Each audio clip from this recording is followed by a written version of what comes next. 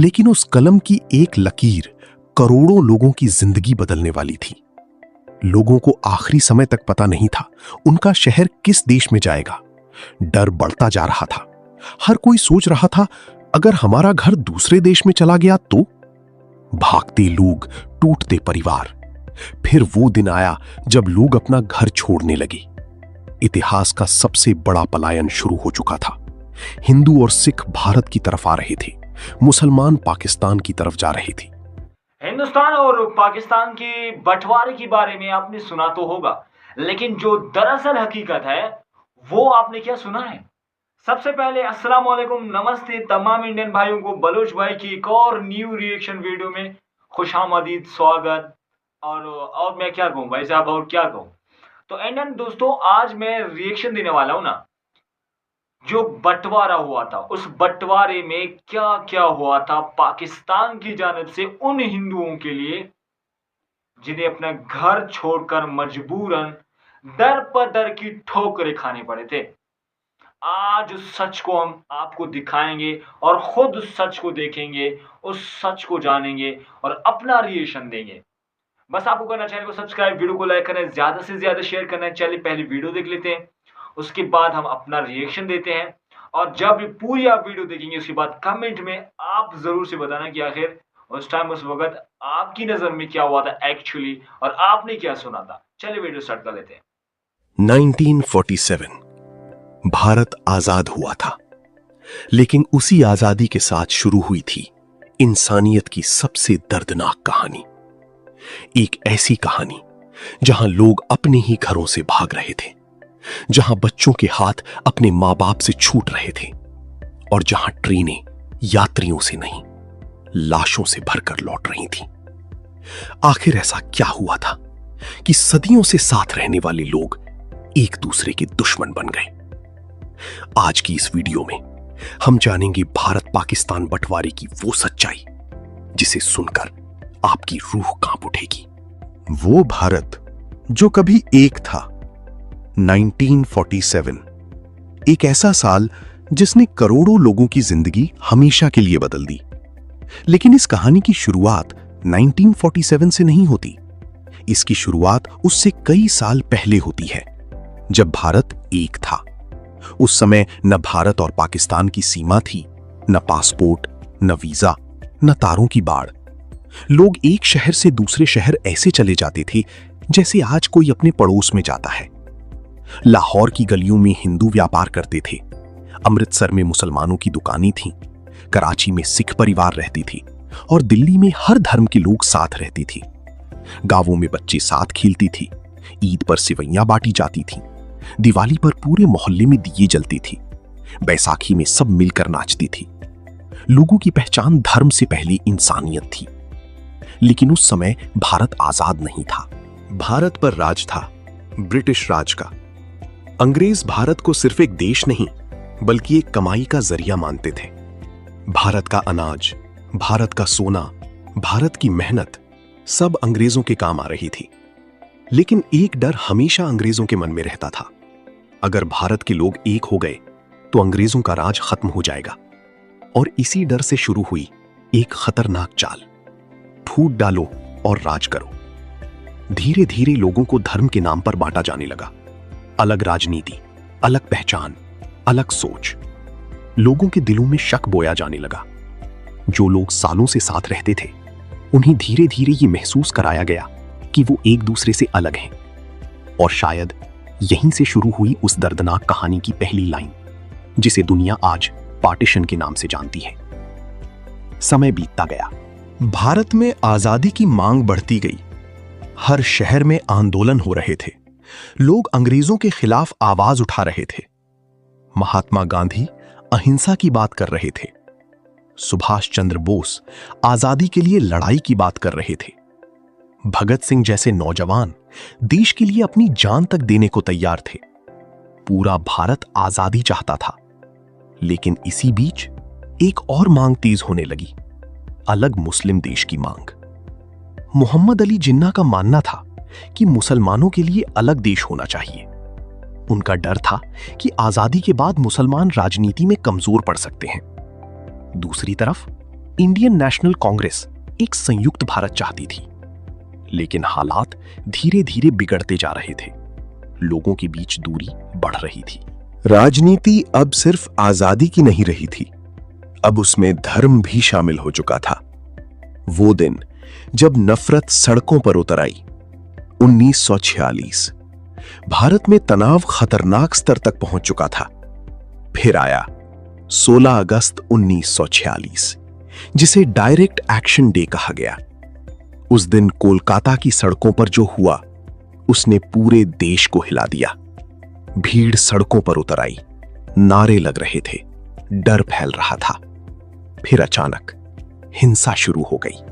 दुकानों में आग लगा दी गई, घरों पर हमला होने लगा, लोग धर्म पूछकर मारने लगे, सड़कें खून से भर गईं। कई दिनों तक शहर चलता रहा, हजारों लोग मारे गए। और सबसे डरावनी बात यह थी कि अब नफरत सिर्फ नेताओं के भाषणों में नहीं थी, वो आम लोगों के दिलों में पहुंच चुकी थी। इसके बाद दंगे कई जगह फैलने लगे। पंजाब सबसे ज्यादा तनाव में था, क्योंकि वहां हिंदू, मुसलमान और सिख तीनों बड़ी संख्या में रहते थे। किसी को समझ नहीं आ रहा था आगे क्या होने वाला है। लेकिन तूफान अभी शुरू ही हुआ था। नक्शे पर खींची गई वो लकीर 1947। अंग्रेज समझ चुके थे कि अब भारत पर ज्यादा समय तक राज करना संभव नहीं है। इसलिए फैसला लिया गया, भारत को आजाद किया जाएगा, लेकिन साथ ही भारत को बांटा भी जाएगा। 2 देश बनेंगे, भारत और पाकिस्तान। सीमा तय करने की जिम्मेदारी दी गई सिरिल रैटक्लिफ को। सबसे हैरानी की बात यह थी कि उसने इससे पहले कभी भारत को ठीक से देखा भी नहीं था। उसे कुछ ही हफ्तों में फैसला करना था, कौन सा इलाका भारत में जाएगा और कौन पाकिस्तान में। एक आदमी, एक नक्शा और एक कलम, लेकिन उस कलम की एक लकीर करोड़ों लोगों की जिंदगी बदलने वाली थी। लोगों को आखिरी समय तक पता नहीं था उनका शहर किस देश में जाएगा। डर बढ़ता जा रहा था। हर कोई सोच रहा था, अगर हमारा घर दूसरे देश में चला गया तो? भागते लोग, टूटते परिवार। फिर वो दिन आया जब लोग अपना घर छोड़ने लगे। इतिहास का सबसे बड़ा पलायन शुरू हो चुका था। हिंदू और सिख भारत की तरफ आ रहे थे, मुसलमान पाकिस्तान की तरफ जा रहे थे। सड़कें लोगों से भर गईं। कंधे पर सामान, गोद में बच्चे, आंखों में डर। लोग पैदल चल रहे थे, बैलगाड़ियों में जा रहे थे, ट्रकों में भरकर निकल रहे थे। कई लोगों ने सोचा था कुछ दिनों बाद वापस लौट आएंगे, लेकिन उन्हें नहीं पता था कि वो अपने घर आखिरी बार देख रहे हैं। गांव खाली होने लगे। कई लोग अपने घरों के दरवाजे खुले छोड़ गए। कई लोगों ने चाबियां संभाल कर रख लीं, ये सोचकर कि शायद एक दिन वापस लौटेंगे। लेकिन वो दिन कभी नहीं आया। मौत की ट्रेनें। फिर शुरू हुआ इतिहास का सबसे डरावना अध्याय। ट्रेनें। लोगों को सीमा पार पहुंचाने के लिए ट्रेनें चलाई गईं। हजारों लोग उनमें भर दिए जाते थे। ट्रेन के अंदर सांस लेने की जगह तक नहीं होती थी। लेकिन सबसे बड़ा डर रास्ते में था। कई ट्रेनों पर हमला होने लगा। भीड़ ट्रेन रोक देती थी और फिर कुछ ही मिनटों में पूरा डिब्बा मौत में बदल जाता था। जब ट्रेन स्टेशन पहुंचती थी तो अंदर कोई जिंदा नहीं बचता था, सिर्फ लाशें, खून और सन्नाटा। स्टेशन पर खड़े लोग अपने परिवार वालों को खोजते थे, लेकिन कई बार उन्हें सिर्फ अपने अपनों की लाश मिलती थी।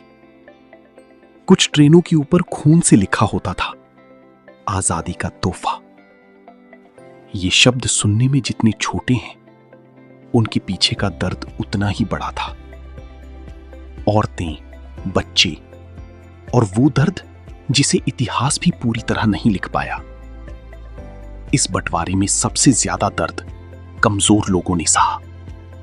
औरतें अपने परिवार से बिछड़ गईं। बच्चे भीड़ में खो गए। कई बुजुर्ग रास्ते में ही मर गए। कई परिवार ऐसे थे जो सुबह साथ निकले थे, लेकिन शाम तक बिखर चुके थे। एक मां अपने बच्चे को खोज रही थी। एक बच्चा अपने पिता को पुकार रहा था, लेकिन उस अफरा तफरी में किसी की आवाज किसी तक नहीं पहुंच रही थी। कई लोगों ने डर के कारण अपना नाम तक बदल लिया। लोग सिर्फ जिंदा बचना चाहते थे। 15 अगस्त 1947। फिर आया वो दिन जिसका सपना करोड़ों लोगों ने देखा था। 15 अगस्त 1947। भारत आजाद हो गया। Indian independence day.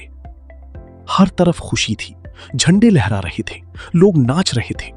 लेकिन उसी समय सीमा पर लोग मर रहे थे। एक तरफ जश्न था, दूसरी तरफ चीखें। एक तरफ आजादी थी, दूसरी तरफ बिछड़ते परिवार। शायद इसलिए भारत की आजादी की कहानी दुनिया की सबसे भावुक कहानियों में से एक मानी जाती है। वो जख्म जो आज भी बाकी हैं, आज इतने साल बाद भी। पार्टीशन सिर्फ इतिहास नहीं है, वो दर्द आज भी लोगों की यादों में जिंदा है। कई बुजुर्ग आज भी अपने पुराने घरों को याद करके रो पड़ते हैं। कोई लाहौर की गलियों को याद करता है तो कोई कराची के अपने घर को। कई लोग आज भी कहते हैं, हमने अपना बचपन वहीं छोड़ा था। पार्टीशन ने सिर्फ जमीन नहीं बांटी, उसने यादें बांट दी, दोस्त बांट दिए, परिवार बांट दिए। और शायद इसीलिए 1947 सिर्फ आजादी का साल नहीं, बल्कि इंसानियत के सबसे दर्दनाक अध्यायों में से एक भी है। अच्छा, तो ये बंटवारा जो है वो अंग्रेजों की एक औलाद ने लाइन खींच कर की है भाई। करोड़ों जिंदगियों का जो है वो तूने नुकसान किया है। आप अंदाजा ही नहीं लगा सकते कि एक परिवार में 15 लोग हो और उस 15 लोगों में 5 इधर 5 उधर हो जाए। आप अंदाजा नहीं लगा सकते इसकी उनका दर्द क्या होगा। और ऐसा मैंने देखा भी है कि हमारे यहाँ पे भी हिंदू रहते हैं, उनके ऐसे फैमिली वाले लोग हैं जो कि इंडिया में रह रहे हैं, वीजा लगा के जाना पड़ रहा है। अभी तो शायद वीजा बंद ही है। अभी इस टाइम जो हालात बने हुए हैं, वीजा बंद ही होगा ना इंडियन दोस्तों। मेरे ख्याल से इंडिया ने बंद किया हुआ है कि पाकिस्तानियों को आराम बनाए। अच्छा, पहली बात तो ये है कि मैं यहाँ पे ये समझ रहा था कि लड़की पाकिस्तान अलग हुआ है। मैं तो यही सोच रहा था कि पाकिस्तान लड़की कैसे यार अलग हुआ है। लड़की, आप समझ सकते हैं, यहाँ पे तो एक लकीर खींची गई है अंग्रेजों की औलाद की जानिब से और पाकिस्तान को अलग देश बनाया गया। यार वो लकीर खींचता नहीं तो अच्छा था, कसम से वो खींचता नहीं तो अच्छा था। कम से कम इंडिया में रह के पाकिस्तानी सुधर तो जाते, पाकिस्तान की हालत तो बेहतर हो जाता, पाकिस्तान के लोग को अच्छी तरीके से जीत तो सकते वो। यू ढीठ तो नहीं बन जाती ना। यू वहां के लोग जो बेरोजगार बैठे हैं घर पे, जो लोग दिन ब दिन खुदकुशियां कर रहे हैं, पाकिस्तान में लोग इतने मजबूर हो चुके, बेबस हो चुके कि आहट भी नहीं निकलती उनकी मुंह से। ये लकीर नहीं खींचा जाता तो शायद पाकिस्तान अभी दुआ कर रहे हैं कि वो लकीर यार खींची गई। वो लकीर खींचता नहीं भाई वो अंग्रेज की औलाद। पाकिस्तानियों की हुक्मरानों ने जो पाकिस्तानियों की हालत की, कसम खुदा की, वो यही सोच रहे यार वो काश की लकीर ही खींचता, नहीं खींचा होता तो अच्छा था। एंड है दोस्तों, अब आपका क्या ख्याल है कमेंट सेक्शन मुझे जरूर से बताना। ये थी भाई साहब इंडिया वर्सेस पाकिस्तान की बंटवारे के बारे में हकीकत। मैंने तो कुछ और समझा था, लेकिन मैंने वीडियो तो नहीं देखी थी। जाहिर सी बात है ये वीडियो मैं आपको दिखा रहा हूँ, मैं खुद दिख रहा हूँ तो सीखने को लिए। तो मैं भी सीख गया कि भाई साहब वो जो लकीर खींची थी ना अंग्रेज की जानिब से, उस वजह से बंटवारा हो गया था। बंटवारे में बड़ा नुकसान पाकिस्तानियों को है, बड़ा नुकसान। और हाँ, जो फैमिली वाले उनका तो उससे ज्यादा ही बड़ा नुकसान हुआ है। उनके साथ अब क्या कर सकते हैं, उनके लिए दुआई कर सकते हैं। आपका क्या ख्याल है कमेंट सेक्शन में मुझे जरूर से बताना। चैनल पे नहीं तो चैनल को सब्सक्राइब करना, वीडियो को लाइक करना। ज्यादा से ज्यादा मिलती है नेक्स्ट वीडियो में। बहुत सारे ख्याल की दुआ मुझे देगा। अल्लाह हाफिज़।